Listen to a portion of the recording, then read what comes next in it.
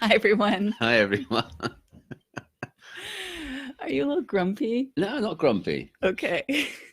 Well, happy Ditch Your New Year's Resolution Day. There's actually um, a real day to ditch your resolutions, and that's today. Do I get a badge? Did you make any New Year's resolutions? No, I didn't actually. I No, don't think I did. we don't even make them. But why do people ditch their New Year's resolutions? Because they make up these expectations for themselves, and then they put pressure on themselves, and then they get miserable because of the pressure they put on themselves. And so finally, by January 17th, they usually get their wisdom to kick in, and so they drop them. That's right. We all put pressure on myself. On We all put pressure on you.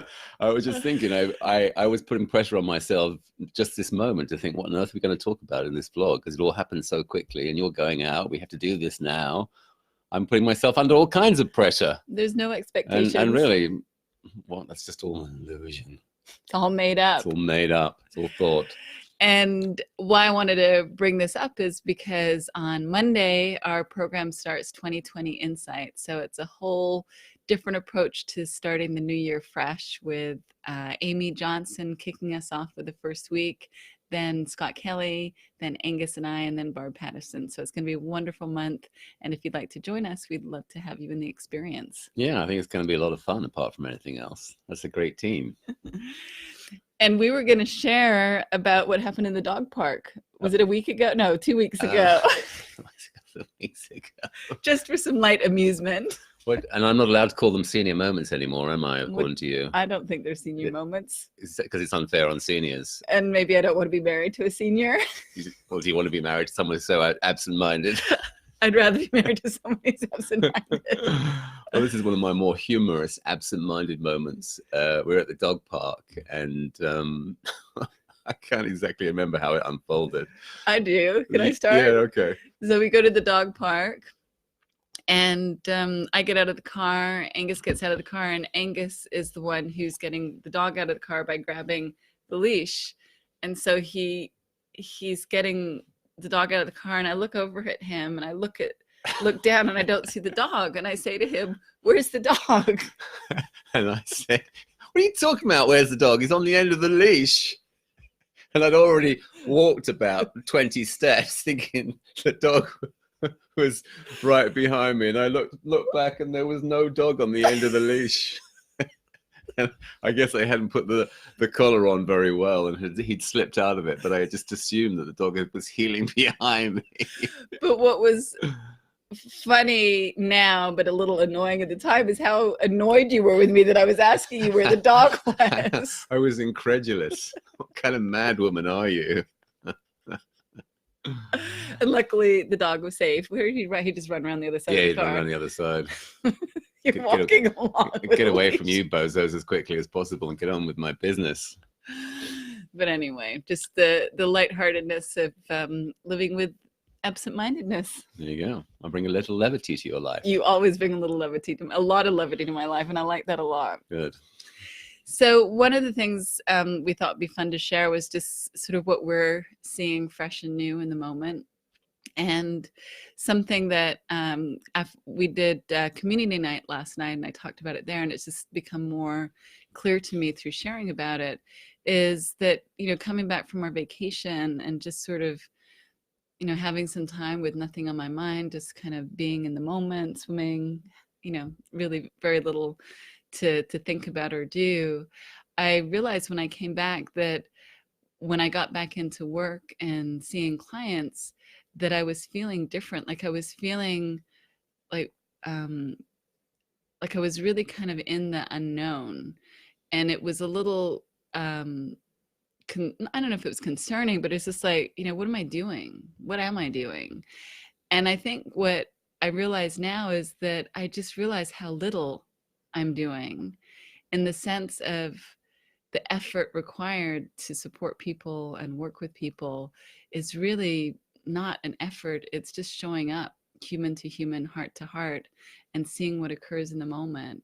And I hadn't realized how much more I had been making of it. And I don't even know what I was making of it before, but I know it was different because now I'm feeling a lightness and a freedom that wasn't there before. And that's an indicator that I just had more in my mind, more expectation, more pressure. And I think this is relevant for relationships too, because really what makes relationships beautiful and wonderful and so enjoyable is two people showing up as themselves, being themselves, like you in the dog park, dragging along an empty leash. But that's what I love about you. I love that you're so genuine and authentically you. And I think that that's one of the things that really inspires me, because I think that I tend to have more thinking about how I should show up in the world, how I should be, and that's kind of being stripped away, and I'm very grateful for that. But I think you're just a beautiful role model for me, and that you know you're enough and you don't care too much about what other people think. And there's such freedom and beauty in that. And for me, that's what I want to just encourage everyone to see, is that who you are is enough. There isn't more required. And that whatever it is that you're up to in the world or up to in your relationships, your beingness, your presence is all that's required. And the doing will flow from there. And the doing that comes from you just being yourself is the gift. Yeah, that's beautiful. I think I don't have much more to share on that. The one thing that I did want to share is that I actually worked with a client a couple of days ago, came up with this, he coined this brilliant phrase. He'd just been to the gym and he was joking about, his activities there. And then he was coming into the session with me and was talking about working on the weight between his ears. And I love that. And it really spoke to me, because it feels like, a lot of the time, even this morning, I felt like I had a bit of weight between the ears in terms of like, what are we going to talk about? How are we going to do this? We feel like we're under the gun a little bit, or I was feeling a little bit under the gun and putting all this kind of pressure on myself. And I just feel like it's in a sense that, I do that all the time. And I think a lot of people do that. We put this unnecessary pressure on ourselves, because we kind of forget who we are. We forget we're these wonderful, creative beings that really, the only times that we really get into trouble is when we get carried, caught up in our thinking. And I'll just end with this one experience that I had on our vacation, where we were in the boat about to go snorkeling, and we'd already been to one location, and we quickly got to another. And the second time out, I think there were about 10 people in the boat with us, and everybody was like really not wanting to get into the water because it looked so rough. And the guide was trying to encourage us. Watch, he didn't speak English, so it was like he was doing his best to encourage us to get in the water, but no one was buying into it. And I too thought it did look a little bit choppy. But I remember getting in the water, and above the surface, everything did look rough and choppy, and there were rocks nearby, so it looked a little bit dangerous. But as soon as I put my mask underwater, everything was super calm. And I mean, there's a metaphor for that in itself, is that everything on the surface may look, with that weight between our ears, very, very difficult and pressure laden and choppy. But just looking below the water, everything looks so calm. But for me, the real experience in that was that, and I've had experience in water where I have got, freaked out and panicked, and that would be probably one ideal situation, not an ideal situation, a typical situation where I would have probably done that.